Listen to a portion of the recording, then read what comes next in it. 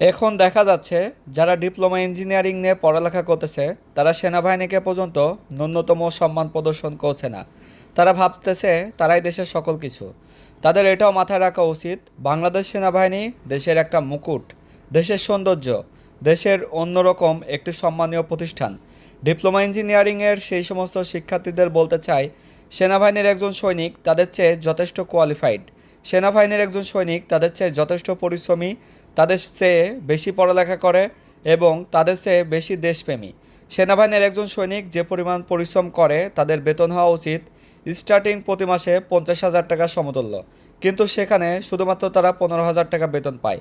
এই বেতন নিয়েই তারা তাদের চেয়ে অনেক খুশি এবং দেশের জন্য আত্মত্যাগী।